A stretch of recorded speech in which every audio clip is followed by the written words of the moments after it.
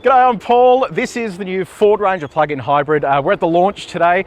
While we will get this car over to the proving ground to do some proper testing down the track, I thought I'd come here today, run you through the specs, do some on-road driving, a little bit of light off-road driving, and then we'll take it to the proving ground to put it through its paces. Now, if you do want to skip ahead to other parts of this video, you can use the time codes that are on the screen, or if you're on YouTube, you can scroll down and use the chapters below. Now, let's kick off from the outside, and I guess the most important part, sorry, we're on a flight path here today, is that this thing looks exactly like any other Ranger. On the outside, really, the only changes you have are the PHEV badge on the side and then an extra outlet at the back there to charge the vehicle. Outside of that, it looks and feels like a normal Ranger, which I think is important for this segment. You don't want to feel like you're driving a science project. So this particular spec here is the Sport. So it's right up there. This starts at just under $72,000. So big price premium over stuff like the BYD Shark, the GWM Canon Alpha plug-in hybrid, which there's one of behind me here, so I'm going to show you a couple of differences between the two in just a second. But you are really paying for the badge there because it does have significantly less battery than some of those competitors. Around the side here, what you're going to find is the option of all-terrain. So you can go down the path of a more sort of eco-friendly tyre or an all-terrain. You'll also find a different wheel design as well, depending on which spec you go for. And then on the side here is where you're going to find that PHEV badge. This is where you'd normally find like a V6 designation for a sort of typical car. Now, the interesting thing here is that it has Pro Power on board, which is Ford's branding for a power outlet. But the rest of the car is driven primarily through its standard 12-volt battery system. Instead of a diesel engine, they use an internal combustion petrol engine. So a similar engine to what you find in the Mustang and other Ford products globally as well. This is all going to look familiar as well. You've got a side step there to retrieve things from the tray. Beneath the skin here though, there are some changes. So this has added weight to the rear. So you've got a battery pack here. It's just under 12 kilowatt hours, and that is going to add to the mass of the vehicle. And while the battery is around a third of the size of some of the other competitors in the segment, it gives Ford the advantage of having extra payload and further capability when it comes to things like doing ute stuff, which is what this is primarily built for. You can also see under here as well, it is quite a complex arrangement there in terms of getting that exhaust routed through to the rear. This has a further complication of having a gasoline particulate filter. So operates in a similar way to a diesel particulate filter. It's just one of those things that you need to keep an eye on. They're certainly more reliable in a petrol car, but if you are driving shorter distances, this doesn't need to get as hot as a diesel particulate filter to burn through those particulates. Around the back, again, very similar looking setup. And the key thing to note, we've got the Canon Alpha plug-in hybrid over there. This has an optional spare tyre, so you can get a full-size spare, and it sits under the sort of back of the vehicle. You can see here with some of these vehicles that have a bigger battery and still retain a driveline down the center of the vehicle, there really isn't a place to put a spare tire. And when we were testing this out, we discovered that caused issues. So they've had to mount it sort of awkwardly there in the tray. So that is one of the downsides to having the bigger battery. Yes, you get more power, but ultimately you do make compromises in other places. And just in terms of the actual capacities, I'm going to run you through those here on the phone. So we're talking about GVM of 3,500 kilo, GCM of 6,580. Payload, importantly, depending on which spec you go for, is just under a ton. And then in terms of your axle limits, 1,490 for the front and just over 2 tons for the rear. So that is where you're going to be experiencing most of the additional weight when you're towing, with up to 3.5 ton towing capacity, 350 kilos worth of downball weight. This is where all that extra mass is going to be. Now this over here is pretty cool. So Pro Power on board, you've got up to 6.9 kilowatts you can pump out of the vehicle. Now that's important if you're doing stuff like camping or taking this to the work site, because you're able to utilize the capacity of that battery to run tools at up to almost 7 kilowatts, which is huge for this segment. And then what happens if it does run out of battery, you can then run it as a generator. So it switches on the internal combustion engine and continues powering your tools. So there are all some pretty clever features there that do give you the ability to use this beyond just a standard sort of dual cab ute. The other thing worth noting as well is that these two power outlets are actually 15 amps. That is a high-level rundown of it. What we're going to do is jump inside the cabin, take it for a spin, and I'll let you know what it feels like out on the open road. Okay, so we are in the Ranger plug-in hybrid. We are setting off now from, by the way, we're at Ford's headquarters in Broadmeadows. This is where they're doing the national launch for the car. Wow, steering is heavy. That is so weird. It feels way heavier than the Ranger I just got for Dad. So that's fascinating. Obviously this, depending on which spec you go for, is heavier than standard Ranger. Goes all the way up to just underneath 2,700 kilos. And interesting because if you look at the Canon Alpha plug-in hybrid, it's got a battery that's enormous and only weighs sort of 120 odd kilos more than this, maybe a little bit more. But yeah, just An interesting little tidbit there. Chemistry of this battery contains nickel, so it's the type of battery that typically you don't want to charge to 100%, but it's a bit different in plug-in hybrids. They kind of just run all the way through to 100% and manage their own charge. Notice here as well, battery's at 90% and we have 29 kilometers of driving range. So realistically, you're not going to be buying one of these dual cab utes to do longer distance drives on just battery alone, because that clearly won't be happening. Down here, you've got a button for EV mode. So you can basically switch from auto EV, where it just manages its own state of charge and whether it runs the engine or not, all the way through to a charge state where you're charging the battery using the internal combustion engine. And then you can also hold the charge as well, so it runs the engine to preserve that state of charge. And then you've also got EV only as well, so a few different sort of options to pick from.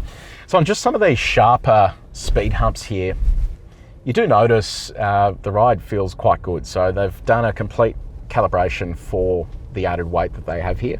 And it's also a change in the weight distribution, and that's something that we'll check once we get to the proving ground when we test this car later on in the year, how it performs with that weight distribution change. Yes, it's not a sports car, totally get that, but ultimately you still want to be able to drive it like you would a normal Ranger, which is, you know, a class-leading handling vehicle. So now let's talk about the actual package. 2.3 litre turbocharged 4-cylinder petrol engine. That produces on its own 138 kilowatts of power, just over 400 newton meters of torque. It is massively detuned compared to that same engine in something like a Mustang. You know, they're doing it because they claim it's to serve the use case here, which I understand, but they also need to meet emissions regulations. When it is teamed with the electric motor offers 75 kilowatts of power. You're basically getting over 200 kilowatts of power, almost 700 newton meters of torque. So that is a decent chunk, and that is kind of where this is going to be right in the mix of things when it comes to being able to move and getting away with having that sort of zip behind the wheel. Now the claim, 2.9 litres per 100 Ks. I always ignore plug-in hybrid claims, even like the driving range claim, which is in NEDC, which is one of the most lenient test cycles. Also just, I don't think would ever be achievable given we're already down to 85% and 26 kilometres worth of driving range. So I've been playing around with these EV modes. Just switched it into EV only mode. I'm just curious to see now. I'm in two-wheel drive as well. If I just give this a punch. Yeah, so I'm basically flat to the board now. It isn't switching the engine on, it's giving me the option to. It says press OK to enable engine, but yeah, it does feel pretty pretty slow, and it is what you would expect from a vehicle with 75 kilowatts of power, which is effectively what we have here. It just takes a little bit of time to wind up. So yes, in theory you can drive this on electric power alone if you wanted to, but it just lacks that punch that you come to expect from an electric car, because in theory this isn't a traditional electric car. So just something worth noting. So I'll flick this back into auto EV mode. So in this mode it'll decide what it wants to do. So if I give this a kick now, yeah, look, it kicks on pretty quickly. That went from engine being entirely switched off to going on. This is all routed through Ford's 10-speed automatic transmission. So they're kind of using this for everything from 4-cylinder diesel through to V6, through to Raptor to now this plug-in hybrid drivetrain. So it is sort of working fairly well here if I sort of just modulate that a bit. It does take a little while to kick into gear, but it's really not the end of the world. So it actually feels quite nice from behind the wheel. Now, low speed stuff like we're doing now, I quite like what they've done with brake pedal feel. So the brake pedal feels nice. It's using a little bit of regen as required. There isn't specifically regen when I roll out of the throttle. I can't feel it really slowing down and utilizing that electric motor to plumb energy back into the battery. But when I do lean on the brake, you can feel that they've really tuned it nicely when it comes to slowing the vehicle down, regenerating energy where required, but then also blending it nicely into the friction brakes, which is often pretty hard to do and requires a lot of calibration. So they've done a decent job here with achieving that. Now, what about the amount of noise that you're getting here inside the cabin? Well, it's pretty quiet. Even if you go for a full throttle kick down, you don't hear a great deal, and we've sampled this engine before in the Volkswagen Amarok, which is available with a 4-cylinder petrol turbo, and it's a decent engine. You can hear a bit of turbo spooling, but outside of that, everything else is pretty quiet, and uneventful. So aside from the heavy steering, this feels pretty much exactly like a regular Ranger to drive. The ride is good. It just does everything as you'd expect it to, which is pretty much nailing the brief. You want to be driving a car that doesn't feel any different to driving another Ranger, and from that point of view, I think they've achieved a very good job here. So what we're going to do now, we're going to go to an off-road area. It's light off-roading. We'll just see how it performs off-road and make sure that it actually is able to do what a standard Ranger can do off the beaten path as well. Righto, so we've just hit the gravel. I should probably mention here as well, so this is basically a mirror of what you can do in the standard Ranger in terms of your drive modes. So two-wheel drive high range for sealed surfaces. You've got full drive auto for stuff like gravel and also wet conditions. Four-wheel drive high range and four-wheel drive low range as well. Ended the last little section on road just by mentioning that you know, the ride was pretty good. As we left the confines of where the Ford factory is, or the former Ford factory, it started feeling a little rough, and I can feel here that to cater for the extra payload that the vehicle needs, they really have sort of beefed up that suspension, and you do notice it when it is in this unladen state. It's one of the things you're going to encounter with leaf-sprung vehicles, that they really do feel quite rough until you get to the point where you've got load in them, and once you've put load in them, they tend to feel much better. So just something worth keeping in mind, but you know, on this gravel stuff it's fine. It's just a little firmer than what you would typically find in a Ranger. Let's talk about fuel economy as well. So this car has had its trip computer reset about 1,000 k's ago. So it's obviously had a mix of electric driving and petrol driving, with a total of about 100 kilometres, so 10% of that 1,000 k's being electric. And consumption, realistic consumption, once you sort of whittle it down, is 9.7 litres per 100 k's. So it's just one thing worth keeping in mind. If you're not going to religiously charge your vehicle, there's probably no point buying a plug-in hybrid, but you are going to just chew through fuel, and probably the same amount of fuel you're going to get through in a diesel that doesn't have to be charged. That is because you are driving around with a stack more weight. Once you add on the battery and all the other components that run this plug-in hybrid system, that is where it starts sort of using a bit more fuel than an equivalent internal combustion version of the vehicle. So I guess you've got to weigh that up. You know, do you want the ability to charge at home and use it primarily charged, and the ability to run electricity out of the tray? Or do you want something that is going to be cost effective to run without that initial bump in purchase price?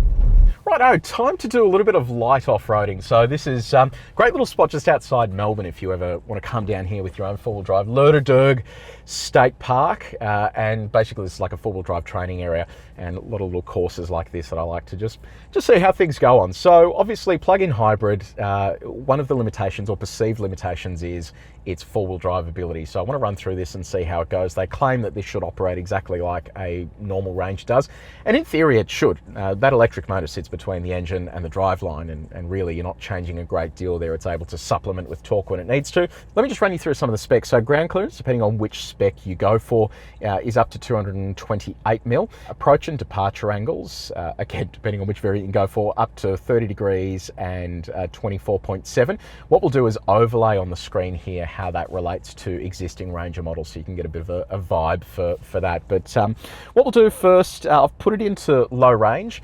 Depending on which of the four-wheel drive modes you're in, some will work in electric mode, some won't.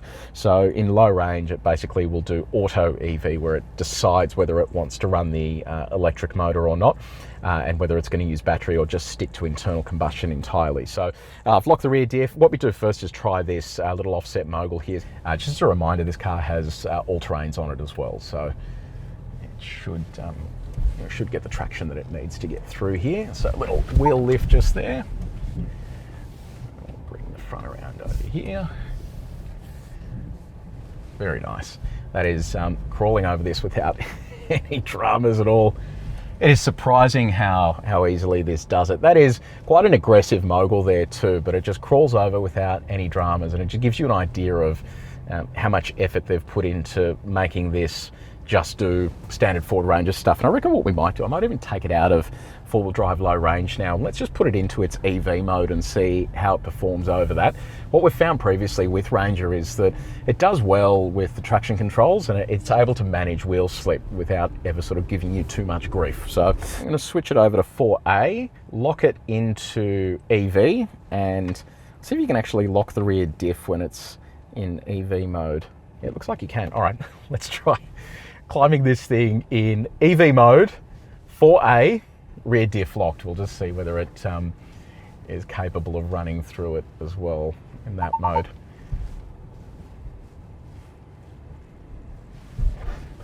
Nice little ramp over there. Okay, so turn that parking sensor off as well.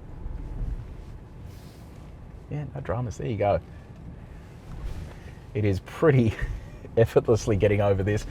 Now that is, just as a reminder, just with 75 kilowatts of power available, and it is basically just crawling over that without any dramas at all. So yeah, look, this technology has evolved a lot here, and you can also see here, I don't mean to sort of keep throwing back to the BYD Shark, but it is just a software thing. If this can do it with this drivetrain in four-wheel drive high range with just the rear diff locked, it just shows you the traction controls are up to task and are able to crawl through this stuff without any dramas. So yeah, pretty sort of impressive setup there.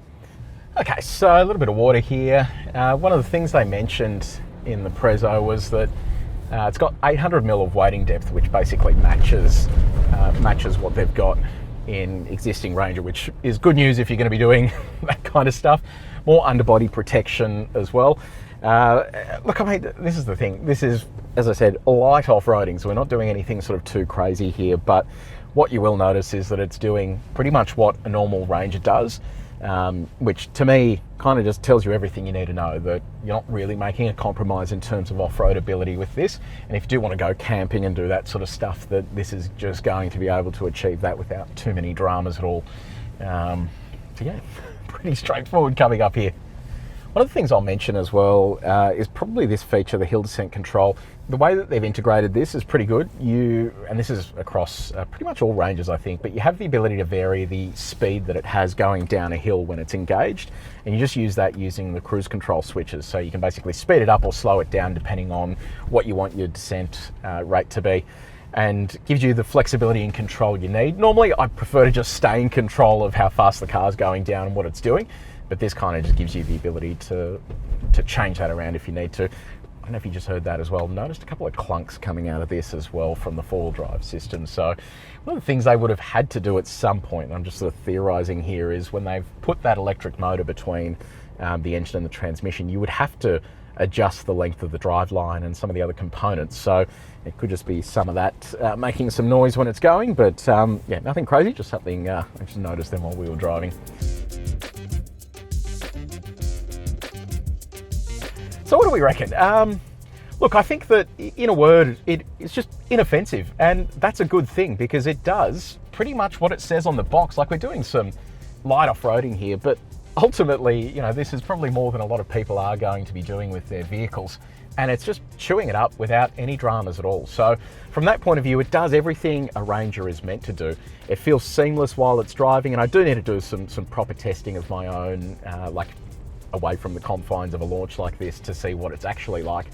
But from all of those points of view, it really just feels like a normal Ranger, which is exactly what they needed. They've put a lot of engineering effort into this as well, which means that you're going to get a car that is properly developed. It does have its downsides though. This is significantly more expensive than stuff like the Shark and the Canon Alpha plug-in hybrid. And if you look at it compared to the Canon Alpha plug-in hybrid, you're paying much less for the Canon Alpha. You're getting a much bigger battery, and the Canon Alpha, based on the testing we've done, drives just as nicely as this does. So, you know, is it worth spending the extra money to get a smaller battery? You are offsetting it by having the Pro Power on board stuff that is a bigger output, but yeah, I don't know. Just a bit of a conundrum. So I am looking forward to having a proper drive of this, seeing what it's like to live with day to day. I'm keen for your feedback. Are you looking at a plug-in hybrid dual cab ute? Will you go and test one of these? Are you okay and satisfied with the price? Let me know what you reckon in the comments section below. And do you think they've done a good job with this outside of that? I'm keen to see what you think. Now, if you did enjoy this video, this was a first look at this car. We're going to do something a bit more detailed when we get it to the proving ground. Please feel free to share this. Make sure you've liked and subscribed. But until next time, take it easy.